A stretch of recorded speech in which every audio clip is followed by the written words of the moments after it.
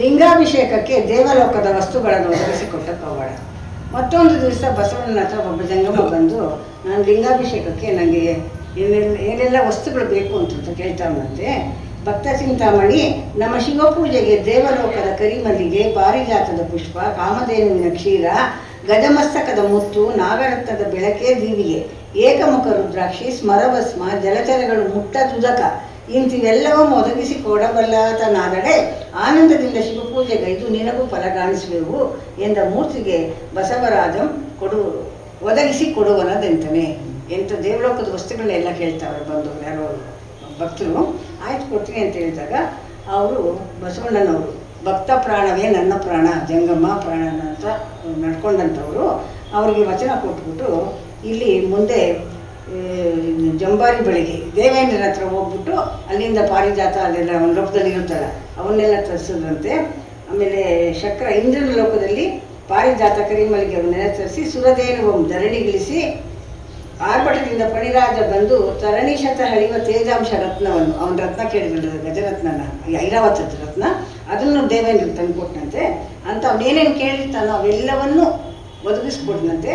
ಇಲ್ಲಿ ಆಮೇಲೆ ಅಚ್ಚರಿ ಸಂಗಮೇಶ್ವರ ಚೆಲ್ವ ಜಂಗಮನಂತೆ ಬಂತಾನೆ. ಭಗವಂತನು ಚೆಲ್ವ ಜಂಗಮನ ವೇಷ ತರಿಸ್ಕೊಂಡು ಬಂದು ಜಡೆಮುಡಿಯ ನುಡ ತಾನು ಜಂಕಿಸುತ್ತ ನಿಲ್ಲಲು ಅಡಿಗೆರೆಗೆ ಬಸವಯ್ಯನಾಗ ಮೂರ್ತಿಸಿ ಎದ್ದು ನಿಂತ್ಕೊಂಡಾಗ ಬಸವಣ್ಣವ್ರು ಗೊತ್ತಾಯ್ತು ಜಂಗಮ ಮೂರ್ತಿ ಭಗವಂತ ಸಾಕ್ಷಾತ್ ಬಂದಿದ್ದಾನೆ ಅಂತ. ಅವ್ರು ಕೇಳ್ತಾವ್ರೆ, ಮೀಸಲ ಜಲ ಬೇಕು, ನೀನು ಎಂಜಲು ಮಾಡದೇ ಇರುವಂಥ ನೀರು ಬೇಕು, ಅದನ್ನು ಮತ್ತು ಏಕಮುಖ ರುದ್ರಾಕ್ಷಿ, ಸ್ಮರಭಸ್ಮ ಇವೆಲ್ಲ ಕೊಡು ಅಂದಾಗ ಅವನ್ನೆಲ್ಲ ಕೊಟ್ಟು ಶಿವನು ತನ್ನ ಇದಕ್ಕೆ ಹೋಗ್ತಾನಂತೆ. ಇಂಥ ಶಿವಮೂರ್ತಿ ಇಚ್ಛೆ ವಸ್ತುವಿತ್ತು ದೃಶ್ಯವಾಗಿ ಕರಿಮಲ್ಲಿಗೆ ಪಾರಿಜಾತದ ಗಂಧ ಪುರವನ್ನೆಲ್ಲ ಆವರಿಸಿ ಸುಗಂಧವೆಸೆಯಲು ಜನರ ಆಶ್ಚರ್ಯವಾಗಿ ಕಾಮಧೇನುವನ್ನು ನೋಡಿ ಪೊಗಳುತ್ತೆ ಈತ ಬಸವ ನಿಂತು ವೈದನದೆಂತಾನೆ. ಇದು ಸುಗಂಧ ಎಲ್ಲ ಹೂವುಗಳು ಸುಗಂಧದ ಪೂಜೆಯ ಸುವಾಸನೆ ಎಲ್ಲರಿಗೂ ಆಶ್ಚರ್ಯಕರವಾಗಿ ಗಾಳಿಗೆ ಬೀಸಿದಾಗ ಅವ್ರಿಗೆಲ್ಲ ಆಶ್ಚರ್ಯಕರವಾಗಿ ಬಸವ ಹೇಗೆ ಮಾಡ್ದೆ ಇದನ್ನೆಲ್ಲ ಅಂತ ಅಂದ್ಬಿಟ್ಟು ತುಂಬ ಆಶ್ಚರ್ಯದಿಂದ ಇರ್ತಾರಂತೆ. ಆಗ ದೊರೆ ಇಂತು ಕೊಂಡಾಡಿ ಅದನ್ನು ಬಸವಣ್ಣನ ಬಿಜ್ಜಳಿಗೆ ಗೊತ್ತಾಗಿದೆ. ಅವನು ಕೂಡ ಕರೆದು ಹೇಳ್ತಾವನೆ, ಇದೆಲ್ಲ ನಿಂಗೆ ಹೆಂಗೆ ಸಾಧ್ಯ ಆಯಿತು ಅಂತ ಕೇಳಿದಾಗ ದೊರೆ ಇಂತು ಕೊಂಡಾಡಿ ಅರಮನೆಗೆ ತಾಬೋದ, ನೀನು ಸಾಕ್ಷಾತ್ ಬಸವಣ್ಣ ಅಂದರೆ ನೀನು ಸಾಕ್ಷಾತ್ ಬಸವನ ಭಗವಂತನ ಅಪರಾವತಾರ, ಅದಕ್ಕೆ ನೀನಿಂದ ನಡೆದೈತಿ ಅಂತೇಳಿ ಬಿಜ್ಜಳನ್ನು ಕೂಡ ಅವನ್ನ ಹೊಗಳಿ ಎಲ್ಲರೂ ಬಿಜ್ಜಳನ ಆಸ್ಥಾನಕ್ಕೆ ಬಂದಂತೆ. ಅಲ್ಲಿದ್ದವರೆಲ್ಲ ಅವರವ್ರ ಮನೆಗೆ ತೆರಳಿದ್ರಂತೆ. ಮತ್ತು ಮಹಾದೇವ ಶೆಟ್ಟಿಯ 30 ಏರುಗಳಿಗೆ ಮುತ್ತು ರತ್ನ ಚಿನ್ನವೊಂಗೇರಿ ಕಳುಹಿದ ಪವಾಡ. ಇನ್ನೊಂದ್ಸಲಿ ಕಾಳಿಂಗ ದೇಶದಲ್ಲಿ ಒಬ್ಬ ಭಕ್ತ ಇರ್ತಾನೆ. ಅವನು ಸದಾಚಾರ ಶಿವಪೂಜೆಯಲ್ಲಿ ಮಾಡಿಕೊಂಡು ತುಂಬ ನಿಯಮದಿಂದ ಇರ್ತಾನೆ. ಮಹಾದೇವ ಶೆಟ್ಟಿ ಅಂತ ಅವನ ಹೆಸರು. ಅವನು ಈ ಥರ ಮಾಡ್ತಾ ಇರಬೇಕಾದ್ರೆ ಬಸವಣ್ಣನವ್ರ ದರೆಗಿಳಿದು ಬಂದು ಮಾಡ್ತಾ ಇರೋ ಪವಾಡ ಅವನಿಗೂ ಗೊತ್ತಾಗುತ್ತೆ. ಅವನು ಅವನ ಪವಾಡನ ನೋಡಿ ಅವನಿಂದ ನಾನು ಉಪಕೃತನಾಗಬೇಕು ಅಂತ ಅಂದ್ಬಿಟ್ಟು ಬರ್ತಾನಂತೆ. ಬಂದು ಅಲ್ಲೊಂದು ಇದ್ರ ಕಡೆ ನಿಂತ್ಕೊಂಡು ದ್ವಿತೀಯ ಶಂಭು ನಂದೀಶ ಬಸವನ ಅರಮನೆಗೆ ಮತ್ತೆ ಅಭಿಮುಖವಾಗಿ ಮನದಿ ಬಸವನಿಗೆ, ಬಸವಣ್ಣವ್ರ ಮನೆಗೆ ಅಭಿಮುಖವಾಗಿ ಹೋಗ್ತಾ ಇರ್ತಾರೆ. ಅಲ್ಲಿ ನಿಂತ್ಕೊಂಡು ಎತ್ತುಗಳು ತಂದಿರ್ತಾನಂತೆ. ಚಂದ್ರದಿಂದ ಎತ್ತುಗಳು ಸಹವಾಗಿ ಬಂದಿದ್ದಾನೆ, ಎತ್ತುಗಳು ತಗೊಂಡ್ಬಂದಿದ್ದಾನೆ. ಆಮೇಲೆ ಅವರು ಬಸವಣ್ಣವ್ರಿಗೆ ನಮಸ್ಕಾರ ಮಾಡಿದಾಗ ಅವರು ಅವ್ರು ಕರೆದು ಉಭಯ ಕುಶಲೋಪರಿ ಎಲ್ಲ ಮಾಡಿಕೊಂಡು ಸಂಭ್ರಮದಿಂದ ಇರಬೇಕಾದಾಗ ಅರಮನೆ ವೈಭವದಿಂದ ಶಿವ ಪೂಜೆ ಏರ್ಪಣ್ಣವ ಸೊಗಸಿನನ್ನು ಗೈಸಿ ಅವನಿಗೂ ಶಿವಪೂಜೆನೆಲ್ಲ ಮಾಡಿಸಿ ಒಂದು ಇದು ಕೊಟ್ಟು ಪೀಠ ಕೊಟ್ಟು ಕುಸಿಸವನೇ. ಆವಾಗ ಅವನು ಹೇಳ್ತಾನೆ, ಶರಣ ಮಹಾದೇವಾಯ ಬಗೆಯ ತಿಳು ನನಗೆ, ನೀನು ಬಂದಿರೋದು ಏನಕ್ಕಪ್ಪ ತಿಳಿಸು ನನಗೆ ಅಂತ ಕೇಳಿದಾಗ ಅವರು ಮಹಾದೇವ ಶೆಟ್ಟಿ ಹೇಳ್ತಾರಂತೆ, ನೀನು ಪಂಚಪುರುಷ ಹೊಂದಿರೋ ಮಹಾನ್ ಭಾವನ ಅಂತ ನನಗೆ ಗೊತ್ತು. ಸ್ವರ್ಗ ಮರ್ತ್ಯ ಪಾತಾಳದಲ್ಲಿ ನಿನ್ನಂಥ ಖ್ಯಾತಿಗತ್ತವರು ಯಾರೂ ಇಲ್ಲ. ದೀನ ರಕ್ಷಕನು ನೀನು, ದಯಾ ಸಮುದ್ರನು. ನನಗೆ ಆನಂದದಿಂದ ನಾನು ಬಂದಿದ್ದೀನಿ. ಶಿವಪೂಜೆಯನ್ನು ಮಾಡಿ ನಮ್ಮ ಮನುಜರೆಲ್ಲ ತಮ್ಮ ಭವದ ಬಾಧೆಯನ್ನು ಕಳ್ಕೊಂಡು ಹೋಗ್ತಾ ಇದ್ರಂತ ಅನೇಕ ಬಗೆಯ ಸ್ತೋತ್ರ ಮಾಡ್ತಾರೆ. ಆವಾಗ ನಾನು ಒಂದು ರಥ ಹಿಡಿದು ಬಂದಿದ್ದೀನಿ, ಅದು ನಿನ್ನಿಂದ ನಾನು ನಡಿಬೇಕು ಅಂತ ಹೇಳ್ತಾನೆ. ಏನು ಅಂದಾಗ, 10 ಎತ್ತಿನ ವಜೆಯ ರತ್ನ ಬಸವಯ್ಯ, ಮುತ್ತು 10 ಎತ್ತಿನ ವಜೆಯು ಬಳಿಕ ಬಸವಯ್ಯ. ನಾನು ಎತ್ತುಗಳು ತಂದಿದ್ದೀನಿ, ನನಗೆ ಮುತ್ತು ರತ್ನ ಇದು ಚಿನ್ನ, ರತ್ನ ಚಿನ್ನ ಮುತ್ತು 3 ನನಗೆ ಒದಗಿಸ್ಕೊಡ್ಬೇಕು ನೀನು ಅಂತ ಕೇಳಿದಾಗ ಅವ್ರು ಬಸವಣ್ಣವ್ರು ಹೇಳ್ತಾರಂತೆ, ಆಯ್ತಪ್ಪ ಚಿಂತೆ ಮಾಡಬೇಡ, ಭಗವಂತ ಇದ್ದಾನೆ ಅಂತ ಹೇಳ್ಬಿಟ್ಟು ಅಲ್ಲಿ ಇದ್ದಂಥ ಸೇವಕರಿಗೆ ಹೇಳ್ತಾರಂತೆ, 3 ಹೊಂಡ ತೆಗಿಯಪ್ಪ ಅಂತ ಹೇಳ್ತಾನಂತೆ. ಅವ್ರ ಮನೆ ಮುಂದೆ ಒಂದು 3 ಹಳ್ಳ, ದೊಡ್ಡ ಹಳ್ಳ ಅಗಿದು ಹಳ್ಳ ಮಾಡೋದು. 3 ಹೊಂಡ ತೆಗೆಸಿದ್ರಂತೆ. ಮೂದೇರೆ ವೃಷ್ಟಿಯ ಭೂತಳದೊಳಗೆ ಸುರಿಸುವೆ ನೀನಾತ ನೀಗೈ. ನೀನು ಇವಾಗ ಭೂತಳದಲ್ಲಿ ಯಾರು ಮಾಡಿದ್ದಾರೆ ಇದು ವೃಷ್ಟಿ ಕಳಿಸ್ತೀನಿ ನಾನು. ಏನು ವೃಷ್ಟಿ? ಸರಿಸಲ ಆತ ನಿಶ್ಚಯವ ನೀನಿಲೆಗಳು ಪ್ರಖ್ಯಾತನಾಗ ಅಂಜದಿರು ಎಂದು ಗಳಿರನೆ ಸೂಚನೆಯಾಗಲು. ಚಿಂತೆ ಮಾಡ್ತಾವ್ರೆ ಬಸವಣ್ಣವ್ರು. ಇಷ್ಟೊಂದು ಕೇಳಿದ್ದಾನೆ, ನಾನು ಕೊಡ್ತೀನಿ ಅಂತ ಹೇಳಿದ್ದೀನಿ. ಇದಕ್ಕೆ ಬಸವಣ್ಣ ನಿಮಗೆ ಭೂಮಿಗೆ ಬರಬೇಕಾದ್ರೆ ಹೇಳಿರ್ತಾನಲ್ಲ, ನಿನ್ಗೆ ನೆನೆಸ್ಕೊಂಡಾಗ ನಾನು ನಿನಗೆ ಬರ್ತೀನಿ, ನಿನಗೆ ಸಹಾಯಕವಾಗಿ ನಿಂದೆಲ್ಲ ನೆರವೇರಿಸಿ ಅಂತ ಭಾಷೆ ಕೊಟ್ಟಿರ್ತಾನೆ ಭಗವಂತನು. ಅವಾಗ ಇವರು ಭಗವಂತರು ನೆನೆಸ್ಕೊಂಡಿದ್ದ ತಕ್ಷಣ ಅವರು ಭಗವಂತ ಬಂದು ಹೇಳ್ತಾವ್ರೆ, ನಿನ್ಗೆ ಏನು ಕೇಳ್ತಿದ್ದೆಲ್ಲ ನಾನು ಮಾಡ್ತೀನಪ್ಪ, ನೀನೇ ಇದು ಮಾಡಬೇಡ ಅಂತ ಹೇಳಿದಾಗ ಹೊಂಡಗಳ ಅರಮನೆ ಮುಂದೆ ತೆಗೆಸಿದ್ರು. ಅದನ್ನು ಶುಚಿಗೊಳಿಸಿ ಅವನು ಭಗವಂತನ ಅಗಹಾರನ ಧ್ಯಾನಿಸ್ತಾ ಇರಬೇಕಾದ್ರೆ ವೃಷ್ಟಿಯು ಮುಗಿಲಿಂದ ಆರ್ಭಟಿಸುತ್ತಲೇ ವೃಷ್ಟಿ ಬಂತಂತೆ ಆಕಾಶದಿಂದ. ತೆಗೆಸಿದ ಹೊಂಡಗಳನ್ನು ತುಂಬಿ ಭರಿತವಾಗ ನೀರು ತುಂಬಿ ಬಂತು. ಅವಾಗ ಇಂತಿ ಮುತ್ತು ರತ್ನ, ಎಂಥದ್ದು ಮಳೆಯಲ್ಲ ಅದು, ಮುತ್ತು ರತ್ನ ಚಿನ್ನದ ಮಳೆ. ಇನ್ನೇನು ಕೇಳಿದ್ದ ಭಕ್ತನು ಅದ್ರ ಮಳೆನೇ ಸುರಿಸಿದ್ರಂತೆ 3 ಹೊಂಡಕ್ಕೂ.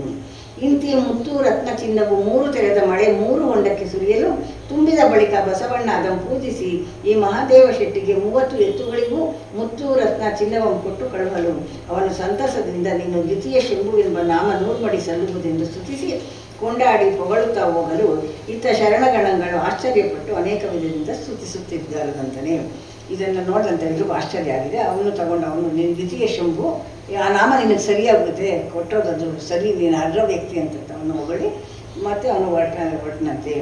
ಇಂತಿ ಬಸವರಾಜ ಶಿವಶರಣ ಮಿಕ್ಕಿದ್ದಿತ್ತಲ್ಲ ಅಲ್ಲಿ ಹೊಂಡದಲ್ಲಿ, ಅದನ್ನೆಲ್ಲ ಶಿವಶರಣ ಗಣಗಳಿಗೆಲ್ಲ ಪದಕ, ಚೌಕುಳಿ, ಕಂಠಮಾಲೆ ಏನೇನೋ ಎಲ್ಲವನ್ನು ಮೋಹನ ಮಾಲೆಗಳನ್ನು ಶೃಂಗರಿಸಲು ಇದನ್ನು ನೋಡಿಕೊಂಡೇ ಮಂಚಣ್ಣ ರಾಯನು ಏನೇನು ಅಂತಿದ್ದನು. ಕೊಂಡಿ ಮಂಚಣ್ಣ ಹೋಗಿ ವಿಜಯನಿಗೆ ಹೇಳ್ತಾನೆ, ಅಪ್ಪ ಇದು ಮುತ್ತಿನ ಮಳೆ ಸುರಿಸೋದು ಅಂದ್ರೇನು, ಅವ್ರು ಕೊಡೋದು ಅಂದ್ರೇನು, ಹಿಂಗೆ ನಡೀತಾ ಇದೆ ಅಂತ ಇದಕ್ಕೇನು ಹೇಳಿದಾಗ ವಿಜಯರಾಜ ಅವನು ಕರೆಸ್ತಾವನೆ. ನಾನು ಬೊಕ್ಕಸದನ್ನೆಲ್ಲ ಅವನು ಹೇಳ್ತಾನೆ, ಬೊಕ್ಕಸದ ಹಣ ಸುರಿದು ಎಲ್ಲ ಮಾಡ್ತಾವನೆ ಅಂತ ಹೇಳ್ತಾವೆ ವಿಜಯನಿಗೆ. ಅದಕ್ಕೆ ಅವನಿಗೆ ಕೋಪ ಬಂದಿದೆ. ಅದಕ್ಕೆ ಇದು ಪದಕಹಾರ ಈರಾವಳಿಗೆ ಎಲ್ಲ ಕಳಿಸವನೇ ನೋಡು, ಈಗ ಕರೆಸಿ ಅವನ್ನ ಮಾತಾಡಪ್ಪ ನೀನು ಅಂದಾಗ ಚಾರವಿನ ಬಸವನ ಕರೆಸಲು ರಾಯ ಬಸವನವಳ ಏನೇನು ಕರೆಸ್ತಾರೆ. ಬೊಕ್ಕಸ ಭಂಡಾರ ತಗೊಂಡು ನೀನು ಮಾಡ್ತಾ ಇದೆಯಾ ಸರಿಯಾ? ನಾನು ನಿನ್ನೇನೆ ಸರ್ವವಂತ ನಂಬಿದ್ದೀನಿ, ನಾನು ಸರ್ವಾಧಿಕ್ಯವಿಯೇ, ನಿನಗೆ ಸರ್ವ ಶಕ್ತನು ಅಂತ ಎಲ್ಲದರ ಜವಾಬ್ದಾರಿ ವಹಿಸಿದ್ದೀನಿ ಮಂತ್ರಿಮಂಡಲದಲ್ಲಿ ನಿನಗೆ ಅಂತ. ನೀನು ಅದನ್ನು ದುರುಪಯೋಗ ಪಡಿಸ್ಕೊಳ್ಳೋದು ಸರಿಯಾ? ನಿನಗೆ ಅಷ್ಟನ್ನು ಕೊಡ್ಬೇಕಾದ್ರೆ ಎಲ್ಲಿ ಬಂತು, ನೀನು ನಮ್ಮ ಬೊಕ್ಕಸದಿಂದ ತೊಗೊಂಡಿದ್ದೀಯ ಅಂತ ಅವನ ಮೇಲೆ ಒಂದು ಅಪವಾದ ಆಗ್ತಾರೆ.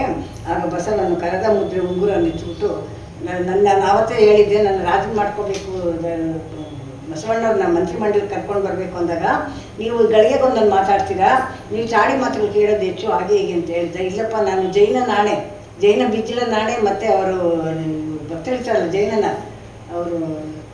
ಅವ್ರ ಆಣೆ ಅಂತ ಹೇಳಿ ನಾನೇನು ಮಾಡಲ್ಲ ಅಂತ ಹೇಳಿರ್ತಾರೆ.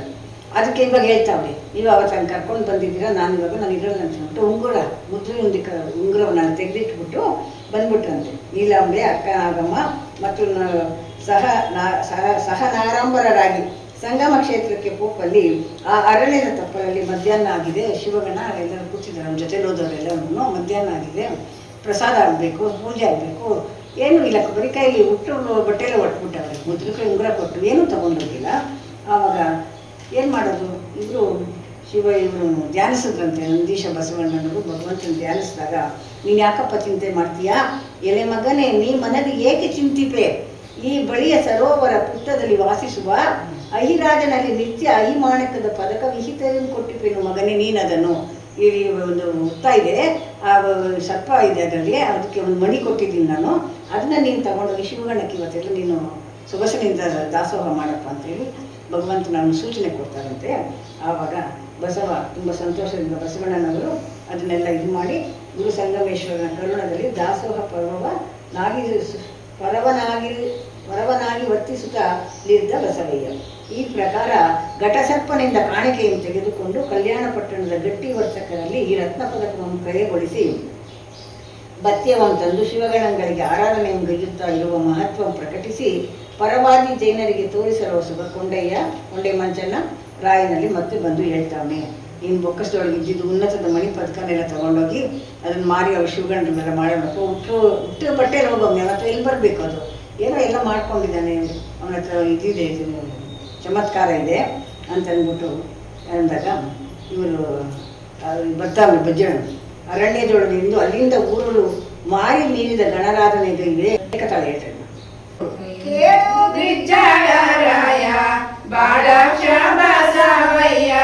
ಮೇಲೆ ಅರಣ್ಯವಾಸ ತಾಳಿ ಸಂಗಮದೋಳ್ ಇದ್ದುಕೊಂಡಿರುತ್ತ ಇಲ್ಲಿದುದಕ್ಕೆ ಮೀಗಿಲಾಗಿ ಮುದ್ದಾಗಿ ತೃಪ್ತಿಯ ಮಾಡುವ ಗಣಕ್ಕೆ ನಿನ್ನ ಬಕ್ಕಸದೊಳಿದ್ದ ಉನ್ನತ ಮಣಿ ಪಲಕ ಒಂದಲ್ಲವನು ಕೊಂಡು ಹೋಗಿತವನದಿ ಇಲ್ಲಿಯೇ ಪ್ರಯಾಗೈಸಿ ಎಲ್ಲ ಸಂಗ್ರಹಿಸಿತ ಅಲ್ಲಿ ಆರಾಧನೆ ಗೈವ ನೋಡಯ್ಯ. ಹೇಳ್ತಾನೆ ಬಿಜರಾಯನ ಹತ್ರ ಹೋಗಿ ಇವನು ಅರಣ್ಯವಾಸದಲ್ಲಿ ಅವನೇ ಅದೇನು ತಗೊಂಡೋಗಿಲ್ಲ. ಇವತ್ತು ಅಷ್ಟೊಂದು ಜನಕ್ಕೆ ಜನಪರ್ವ ಮಾಡಿ ಅವ್ರನ್ನೆಲ್ಲ ಸಂತೋಷ ನೀಡಬೇಕಾದ್ರೆ ಬೊಕ್ಕಸರ ವಿದ್ಯೇನೋ ತಗೊಂಡೋಗ್ರೇನು ಅಂತ ಅಂದ್ಬಿಟ್ಟು ಬಿಜರಾಯನ ಮುಂದೆ ಇವನು ಕೊಂಡಿ ಮಂಚಣ್ಣ ಹೇಳಿದಾಗ ಅವ್ರು ಬಸವಣ್ಣನ ಇರೋ ತವಕ್ಕೆ ಹೋಗ್ತಾವ್ರಂತೆ. ಕರೆಸಿಗೆ ಬಸವನ ಹೊರೆದೊರೆದು ಕೇಳಿದ ಅರಮನೆ ಪದಕವ ಅಪಹರಿಸಿ ಒಯ್ದು ನೀನು ಅರಣ್ಯದಲ್ಲಿ ನಿಂತ್ಕೊಂಡು ಬಂದು ಇಂಥ ಜನಗಳಿಗೆಲ್ಲ ಕೊಂಡೆ ಮಂಚಣ್ಣ ಬಿಜ್ರನ್ ಕೂಡ ಹೇಳಿದಾಗ ಬಿಜ್ರನ್ ಇದನ್ನು ನಾನು ಪರೀಕ್ಷೆ ಮಾಡಬೇಕು ಅಂತ ಅಂದ್ಬಿಟ್ಟು ಬಂದು ಕೇಳ್ತಾವನೆ, ನೀನು ಅರಮನೆ ಪದಕನ ಅಪಹರಿಸಿ ತಗೊಂಡೋಗಿ ಅರಣ್ಯದಲ್ಲಿರೋರಿಗೆಲ್ಲ ನೀನು ಇದು ಮಾಡಿದ್ಯಾ, ಇದು ಪರದ್ರವ್ಯ ಪಾಷಾಣ ಅಂತ ಹೇಳ್ತೀಯ, ನೀನು ಮಾಡೋದ್ರೊಳಗೆ ಇಂಥ ಕೆಲಸ ಮಾಡ್ತಾ ಇದೆಯಲ್ಲಪ್ಪ ಅಂತ ಅವ್ನು ಕೇಳಿದಾಗ ಅವ್ರು ಹೇಳ್ತಾರೆ, ಅಪ್ಪ ಎಲ್ಲಾನು ಉಂಟ, ನಾನು ಅದನ್ನು ತಗೊಂಡು ಬಂದ, ನನಗೇನು ಬೇಕಾಗಿಲ್ಲ. ಇಲ್ಲಿ ಅದಕ್ಕೆ ಹೇಳ್ತಾವೆ, ಎಲ್ಲಾದರೂ ಉಂಟೇನಯ್ಯ ಇಳೆಯಳು ಘಟ ಸರ್ಪ ಮೆಲ್ಲನೆ ಮಾಣಿಕ್ಯ ಬೀಯುವುದು ಚೋದ್ಯ. ಆ ಸರ್ಪ ನಂಗೆ ಮಾಣಿಕ್ಯ ಕೊಟ್ಟು ಅದರಿಂದ ನಾನು ಮಾಡಿದೆ ಅಂದರೆ ಅಲ್ಲಿನ ಜನರೆಲ್ಲ ಆಶ್ಚರ್ಯ ಪಡ್ತಾರೆ. ಇವನು ಕೊಂಡಿ ಮಂಚನ ಇನ್ನು ಸ್ವಲ್ಪ ಉಳಿಯೋಕೆ ತುಪ್ಪ ಸುರಿದಂಗೆ ಇನ್ನಷ್ಟು ಹೆಚ್ಚು ಕೊಡ್ತಾನೆ. ಎಲ್ಲನ ಸಾಧ್ಯನಾ, ಸರ್ಪ ಬರೋದಂದ್ರೆ ನೀನು ಮುತ್ತು ಕೊಡೋದೇನಪ್ಪ ಬಿಜರಾಜ, ಇದು ಸರಿಯಾಗಿ ಪರೀಕ್ಷೆ ಮಾಡು ಅಂದಾಗ, ಇಲ್ಲ ನಾನು ನಿಮ್ಗೆ ಅದನ್ನು ಮಾಹಿತಿ ದುಷ್ಟವನ್ನು ನಾನು ತೋರಿಸ್ತೀನಿ ಅಂತಂದ್ಬಿಟ್ಟು ಬಸವಣ್ಣ ನೋಡು ಕರೆದು ರಾಯನು ತಾನಿರುತ್ತಿದ್ದ ಬಳಿಗಾಗ ಕರೆದು ಬಂದರು ಸರ್ವರೋಮುಖರಿ. ಆ ಮೇದಿನಿಪತಿ ಬಂದು ಬಸವಣ್ಣವರು ಆ ಒಳಗಡೆ ಸರ್ಪ ಬಂದು ಹೇಳ್ತಂತೆ, ಇಲ್ಲ ನಾನೇ ಕೊಟ್ಟೆ ಮುತ್ತು ನನ್ನ ಇದ್ದಿದ್ದನ್ನ ರತ್ನ ನಾನು ಕೊಟ್ಟಿದ್ದು ಉಂಟು ಅಂತ ನಿಜ ವೃತ್ತ ಅಂತ ನಾನು ಹೇಳಿದಾಗ ಅಲ್ಲಿ ಜನರಿಗೆಲ್ಲ ಆಶ್ಚರ್ಯ ಆಯಿತು. ಆವಾಗ ಕರೆ ತಂದು ನನ್ನ ತಪ್ಪಾಯ್ತಪ್ಪ ಬಿಜಿನಂಗಾಯಿತು, ತಪ್ಪು ಮಾಡಿದ್ದಾನೆ, ಮತ್ತೆ ಕೇಳ್ಕೊಂಡು ನೀನು ಬರೆದ್ರೆ ನಮ್ಮ ರಾಜ್ಯ ಸುಭಿಕ್ಷವಾಗಿದ್ದೇನಪ್ಪ, ಖಂಡಿತ ನೀನು ಬರೀಬೇಕು ಅಂತ ಅನೇಕ ವಿಭಾಗ ಕೇಳ್ಕೊಂಡಾಗ ಕರೆತರೆ ಬಂದರು ಸರ್ವರೋಮುಖದಿ. ಅಲ್ಲಿಂದ ಎಲ್ಲರೂ ಬರ್ತಾರೆ. ಅಲ್ಲಿ ಉತ್ತ ಸುತ್ತ ಬಂದು ನಿಂದರು ಜನರೆಲ್ಲ ನೋಟ ಕರೆದರೆ ಸೊಲ್ಲುಳಿದ ಬಸವ. ಯಾವಾಗ ಅಂತ ನೋಟವನ್ನು ನೋಡಿದ ಜನರೆಲ್ಲ ತುಂಬ ಆಶ್ಚರ್ಯವಾಯಿತು. ಬಸವರಾಜಂ ಆ ಉತ್ತದ ಬಳಿಯಲ್ಲಿ ಗುರು ಸಂಗಮ ಧ್ಯಾನಪರನಾಗಿ ನಿಲ್ಲಲು ಆ ಉತ್ತದಿಂದ ಘಟಸರ್ಪ ಬರುವ ಅದ್ಭುತವನ್ನು ಪೇಳುವುದಂತೆ ಯಾವ ರೀತಿ ಬಂತು ಅಂತ ಅದನ್ನ ಹೇಳಿ ಅವರು ಸಂಭ್ರಮದಿಂದ ರಾಜಾದಿರಾಜರು, ಮಂತ್ರಿ, ಪುರೋಹಿತರು, ಸಮಸ್ತ ಸಚಿವಾಪ್ತ ಸೇನಾನಿಕರ ಸಕಲ ಸಮೂಹದೊಡನೆ ಬಿಜ್ಜಲರಾಯ ಬಸವೇಶ್ವರನ ಕಲ್ಯಾಣ ನಗರಕ್ಕೆ ಅತ್ಯುತ್ಸಾಹದಿ ಕರೆ ತಂದು ಎಂದಿನಂತೆ ಸುಖವಿರುತ್ತಿದ್ದನು. ಮತ್ತೆ ಅವನಿಗೆ ಅನೇಕ ವ್ಯವಸ್ಥೆ ಕೇಳ್ಕೊಂಡಿದ್ದಾದ್ಮೇಲೆ ಮತ್ತೆ ಅವನ ಹೋಲಕ್ಕೆ ಸಚಿವರು ಮಂತ್ರಿಗಳ ಜೊತೆಯಲ್ಲಿ ಅವನ್ನ ತುಂಬ ಇದರಿಂದ ಅದ್ದೂರಿಯಾಗಿ ಕರ್ಕೊಂಬಂದಂತೆ. ಅಲ್ಲಿಗೆ ಆ ಪವಾಡ ಮುಂದಿಂದು ಅಗ್ಗಣಿ ಹೊನ್ನಯ್ಯನ ಕುಷ್ಠ ಬಿಜ್ಜಳನಿಗಡರಲು ಬಸವ ನಿವಾರಣೆ ಮಾಡಿದ ಪವಾಡ. ಶರಣಗಣಗಳು ಶಿವನನುಜ್ಞೆಯಲಿ ಸರಸಿಜಾಸನ ಲಿಖಿತ ಸರಮೀರಿಹರು ತಮ್ಮ ನಿತ್ಯ ಕ್ರಿಯೆಯ ತಮ್ಮ ಮಹಿಮೆಯಲಿ ತಮ್ಮ ಶಿವಲೀಲೆಯಲ್ಲಿ ತಾವಾಡುತ್ತಿಹರು. 360 ರೋಗಗಳು ತಾವು ಇನ್ನು ಶರಣರ ಸೋಂಕಲಮ್ಮದೇ ಎಲ್ಲ ಒಮ್ಮೆಯೊಡೆಯ ಮಾರಂ ನೆಮ್ಮೆದ ಭಕ್ತರ ಮನೆಗವರು ಹೋಗಿದ್ದು ಬರುತ್ತಿರಲು ಪದದಲ್ಲಿ ಬಂದು ರೋಗಗಳು ಶರಣೆಂದು ಸೈಗೆಳೆದು ಕರ ಮುಗಿದು ನಿಂದು ನಮ್ಮ ನಿರ್ಮಿಸಿ ನೀವು ನಮಗೆ ಆಪ್ತರನು ನಿಮ್ಮ ದಯದಿಂದ ನಾವು ಬಳಲಿದೆವು ಶರಣಾಗತ ರಕ್ಷಕರೇ ಸರಿ ನಮ್ಮನೆಂದು ಮರೆಬಿದ್ದ ರೋಗಗಳ ಮಂದಿಸುತ್ತ ಶರಣ ತಮ್ಮ ಆಜ್ಞೆಯೊಳಿಸಿ ಕರೆಕೊಂಡರಿಂದ ದುಮ್ಮನದಿ ಕಷ್ಟವಂ ದಾಟಿಸಿದ ರಕ್ತ 350 ಮತ್ತೆ 9 ವಂದಿಸೇ ಶರಣರು ಕರೆಕೊಂಡರಾಗ ತ್ವನ್ನ ರೋಗವನಿಂದ ಗುರುಗಳ ತಗುದಲ್ಲಿ ಚಂಡಾಳ ಹೋಗೆಂದು ಎಲ್ಲ ವಂಚಿಸಲು. ಹೀಗಿರ್ಬೇಕಾದ್ರೆ 360 ರೋಗಗಳು ಬರುತ್ತೆ. ಆ ಬಸವಣ್ಣನ ಒಂದು ಮಹಿಮೆಯಿಂದ ಅಲ್ಲಿ ಯಾವನೂ ರೋಗಗಳೇ ಇಲ್ಲ. ಆ ರೋಗಗಳೆಲ್ಲ ಒಂದಾಗಿ ಒಂದ್ಸಲ ಬಂದು ನಮಗೆಲ್ಲ ಇದಾಗಿದ್ದೆ, ನಾನು ಕರ್ಕೋಬೇಕು ಅಂತ ಹೇಳಿದಾಗ ಅವರು 359 ಬಿಟ್ಟು ಕುಷ್ಠರೋಗ ಒಂದಕ್ಕೆ ಮಾತ್ರ ಅನುವು ಮಾಡಿಕೊಟ್ರಂತೆ. ಅಗ್ಗವಣಿ ಹೊನ್ನಯ್ಯ ಇರ್ತಾನಲ್ಲ, ಅವನು ಶಿವಪೂಜೆಗೆ ನೀರು ತಂದು ಕೊಡ್ತಾ ಇರ್ತಾನೆ. ಅವನೇಮ ಅಗ್ಗವಣಿ ಅಂದರೆ ನೀರು, ಶಿವಪೂಜೆಗೆ ನೀರು ತರಬೇಕಾದ್ರೂ ಕೂಡ ಅವನು ಸ್ನಾನ ಮಾಡಿ 2 ಕೊಡಗಳನ್ನು ಕಾವಡಿಗೆ ಹಾಕ್ಕೊಂಡು ಗಂಗೆ ಹತ್ರ ಹೋಗಿ ಕೇಳಿಕೊಂಡು, ಅಮ್ಮ ಶರಣರ ಪೂಜೆಗೆ ಬೇಕಾಗಿದೆ ನೀರು ನಾನು ತಗೊಳ್ತೀನಮ್ಮ ಅಂತೇಳಿ ಭಕ್ತಿಯಿಂದ ತಗೊಂಡು ಅಲ್ಲಿ ಬರ್ತಾ ಇರ್ತಾನಂತೆ. ಬರ್ತಾ ಇರಬೇಕಾದ್ರೆ ಅದಕ್ಕೆ ಸ್ತೋತ್ರ ಮಾಡ್ತಾನೆ, ಗಂಗೆ ಅಂತ ಮಂತ್ರಗಳೆಲ್ಲ ಹೇಳ್ಕೊಂಡು ಮಾಡಿ ಕೆರೆಯ ಮಜ್ಜನ ಪೂರ ಇರುವಂಥ ಅಂತ ತಗೊಂಡು ಬರ್ತಾ ಇರಬೇಕಾದ್ರೆ ಪಂಚಾಕ್ಷರಿ ಮಂತ್ರ ಹೇಳ್ಕೊಂಡೇ ಬರ್ತಾ ಇದ್ದಾನಂತೆ ಶಿವಧ್ಯಾನ ಪರನಾಗಿ. ಎಲ್ಲರೂ ಜನ ಬರ್ತಾ ಇರಬೇಕಾದ್ರೆ ಅದರಲ್ಲಿ ಒಬ್ಬನು, ನಾನು ಜೊತೆಲಿ ಜನ ಇರ್ತಾರಲ್ಲ ಅವರೆಲ್ಲರೂ ಒಟ್ಟದಂತೆ ಒಬ್ಬನು ಇದಾಗ್ಬಿಟ್ನಂತೆ. ಅವನಿಗೆ ಕುಷ್ಠರೋಗ ಬಂದಿರುತ್ತೆ, ಅವನ್ನೆಲ್ಲ ಜೊತೆ ನಿಧಾನ ನಡ್ಕೊಂಬರೋ ಇದರಲ್ಲಿ ಅವ್ನು ಬಿಟ್ಬಿಟ್ಟು ಮುಂದೆ ಹೋಗ್ಬಿಡ್ತಾರಂತೆ. ಆ ಸಮಯ ಸರಿಯಾಗಿ ಹೊನ್ನಯ್ಯ ನೀರು ತಗೊಂಡು ಅಲ್ಲಿ ಬರ್ತಾ ಇರ್ತಾನಂತೆ. ಅವನು ನನಗೆ ಸಾಕಾಗಿದೆಯಪ್ಪ, ಇಲ್ಲ ನಾನು ಬಿಟ್ಬಿಟ್ಟು ಹೋಗ್ಬಿಟ್ರು, ನನಗೆ ನೀರು ಬೇಕು, ದಾಹ ಆಗ್ತಾ ಇದೆ ಅಂದಾಗ ಏನಾಯ್ತಂತೆ, ಏನೇ ಕನಿಷ್ಠಿಗೆ ಕುಷ್ಠ ನನ್ನಯ್ಯ ಒಡಮೆ ಯಾಜ್ಞೆ ಎಳುಪೆಯಾದಡೆ ಅವ್ನು ನೋಡಿ ಅವನಿಗೆ ಮನಸ್ಸಿಗಾಗ್ಬಿಡ್ತೈತಿ. ಅಗ್ಗವಣಿ ಹೊನ್ನಯ್ಯನಿಗೆ ರೂಪ ನಿನ್ನ ರೂಪ ನನಗೆ ಕೊಟ್ಬಿಡು, ನಿನ್ನ ಇದನ್ನ ನನ್ನ ರೂಪ ನೀನು ತಗೋ, ನಿನ್ನ ಕಾಯಿಲೆ ನನಗೆ ಬರಲಿ ಅಂತ ಅಂದ್ಬಿಟ್ಟು ತಗೊಂಡಂತೆ. ಆ ರೀತಿ ಮಾಡಿಕೊಂಡು ಬರ್ತಾ ಇರಬೇಕಾದ್ರೆ ಕಾವಡಿಗಳು ತರ್ತಾ ಇರಬೇಕಾದ್ರೆ ಇದನ್ನು ನೋಡಿದಂಥ ಬಿಜ್ಜಳನ್ನು ಈ ಮಹಿಮೇನೋ ಹತ್ರಕ್ಕೆ ಬಂತು ಒಂದು ಪ್ರಸಂಗ. ಅದು ಸಾಧ್ಯನ ಅಂತ ಕೇಳಿದಾಗ ಅವರು ಹೇಳ್ತಾರಂತೆ, ಇದು ನಾಗಭೂಷಣ ಶರಣರು ಶಿವಶರಣರಿಗೆ ಸಾಧ್ಯಪ್ಪ, ಇದು ಅವ್ರಿಗೆ ಏನು ಅಂಥದ್ದು ಅವರ ಮಹಿಮೆ ನಾವು ಹೇಳೋಕ್ಕಾಗಲ್ಲ, ಅದು ಯಾವ ರೀತಿ ಅದು ಪರಿವರ್ತನೆ ಆಗುತ್ತೆ ಅಂತ ನಾವು ಹೇಳೋಕ್ಕಾಗಲ್ಲ. ಅಂಥ ಮಹಾಮಹಿಮರವರು ಧರಣಿಪತಿ ಇಂತೆಂಬನವನಿಗೆ ವರಪರೀಕ್ಷೆಗೆ ತೋರೆ ಕುಷ್ಠವ ತರುಬಿಯೇನೆ ಅವನ ಅಂಗಕ್ಕದನ್ನು ಶರಣ ತೊಲಗಿಂದ ಅವನು ಬಂದಾಗ ಆ ಇದು ಹೋಯ್ತಂತೆ. ಅಳಿಯ ಬಿಜ್ಜಳ ರಾಯನಿಗೆ ಪಟ್ಟವನ್ನು ಒರಿದು ಕಟ್ಟಲು ಯತ್ನಿಸುತ್ತಲಿದೆ, ತಿಳಿದು ರಾಯನ ಪಟ್ಟದರಸಿ ಇನ್ನೊಂದು ಅದು ಇವನು ಬಿಜ್ಜಳರಾಜನ ಆಸ್ಥಾನಕ್ಕೆ ಬಂತು. ಬಿಜ್ಜಳನ್ನು ರೋಗನ ಮೂದಲಿಸಿ ಶಿವಶರಣರನ್ನು ನಿಂದಿಸಿದ್ನಲ್ಲ, ಅದಕ್ಕೆ ಆ ರೋಗ ಬಿಜ್ಜಳನ ಬಂದ್ಬಿಡ್ತಂತೆ. ಆವಾಗ ಅವನ ಹೆಂಡತಿ ಇವನು ಏನಪ್ಪ ಇದಂಗೆ ಆಗೋಯ್ತದೆ ಅಂತೇಳಿ ಅವಳ ಹೆಂಡತಿ ಬಿಜ್ಜಳನ ಹೆಂಡತಿ ಎನ್ನ ಪತಿಗಿಂತ ಆಯ್ತೆಂದು ಬಿಜ್ಜಳ ನರಸಿ ಬಂದು ಶ್ರೀ ಬಸವೇಶ್ವರಿಗೆ ಸಾಷ್ಟಾಂಗವಾಗಿ ನಮಸ್ಕರಿಸಿ ಅನೇಕ ತರದಿ ನುತಿಸಿ ಕೀರ್ತಿಸುತ್ತಿದ್ದಳು. ಆಗ ನಾನು ತಪ್ಪಾಯ್ತಪ್ಪ, ನಮ್ಮ ಬಸವೇಶ ನೀನು ಎಂತೆಂಥವನ್ನೆಲ್ಲ ನೀನು ಪರಿಹಾರ ಮಾಡಿದ್ಯಾ, ಇದನ್ನು ನೀನು ಮನಸ್ಸಿಗೆ ತಗೊಂಡು ಪರಿಹರಿಸ್ಕೊಡ್ಬೇಕು. ಪರಿಪರಿಯ ಶೋಕದಲ್ಲಿ ಸರಡಿಯಳು ಸೈಗಳೆದು ಬಸವಣ್ಣನ ಪಾದಕ್ಕೆ ಸೆರಗೊಟ್ಟಿ ಬೇಡ್ತಾವಳಂತೆ. ಶರಣಾಗತ ಪರಿಪಾಲ ಮುಂದಿನಂತೆ ನನ್ನ ಮಹಿಪ ನಮ್ಮ ಬಿಜ್ಜಳನಿಗೆ ಮುಂದೆ ಹೇಗಿಲ್ಲ ಆ ರೀತಿ ನೀನು ಮಾಡಿಕೊಡ್ಬೇಕು. ಈ ಪಟ್ಟದರಸು ಕುಷ್ಟದಿಂದ ಕೇಡಾದ ಪಟ್ಟದರಸನ ಬದುಕು ಅಟ್ಟಹಾಸದಿ ಎಂದಿ ನಂದಮಂಗೈದ.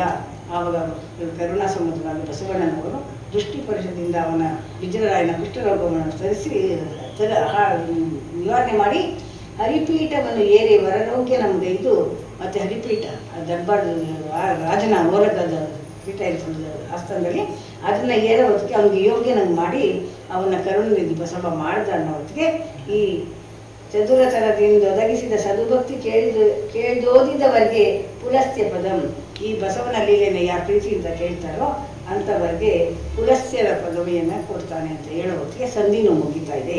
ಇಂತಿ ಪದ್ಯಗಳು 213, ಅಂತು ಸಂಧಿ 12 ಸಂಪೂರ್ಣ ಗಣನೆ 3258 ಮಂಗಳ ಮಹಾ ಶ್ರೀ ಶ್ರೀ ಶ್ರೀ ಶ್ರೀ ಶ್ರೀ ಮೂರ್ತಿ ನಿಮಗೆ ನಿತ್ಯ ಜಯ ಮಂಗಳಂ. ಆದಿ ಗುರುವೇ ಬೇಡಿಕೊಂಬೆ ಆಯವೆನಗೆ ತೋರಿಸಿನ್ನು ಆನಂದ. ಮೂರ್ತಿ ನಿಮಗೆ ನಿತ್ಯ ಜಯ ಮಂಗಳಂ. ಶಿವ ಶ್ರೀ ಸಾಂಬ ಮೂರ್ತಿ ನಿಮಗೆ ನಿತ್ಯ ಜಯ ಮಂಗಳಂ. ನಾರದಾದಿ ಮುಖ್ಯರಿಂದ ನೀರಿದ ಪೂಜೆಗೊಂಬ ಸಾರ ಸುಖಮ ನೀವದಾತ ಸ್ವಾಮಿ ನಿಮಗೆ ಮಂಗಳಂ. ಶಿವ ಶ್ರೀ ಸಾಂಬ ಮೂರ್ತಿ ನಿಮಗೆ ನಿತ್ಯ ಜಯ ಮಂಗಳಂ. ಶರಣವ ಸ್ಮರಿಸುತ್ತಿರುವ ಶರಣರ ಕಾಯ್ವಾನೆ ಕರುಣದಿಂದ ಪೊರೆಯುವಂತ ಕಾರಣಂಗೆ ಮಂಗಳಂ. ಶಿವ ಶ್ರೀ ನಿಮಗೆ